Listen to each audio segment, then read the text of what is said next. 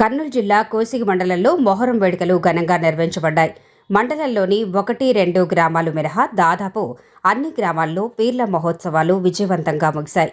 పండుగకు ముందు పోలీసులు నిర్వహించిన పీస్ కమిటీ సమావేశాలు ఫలప్రదంగా నిలిచాయి.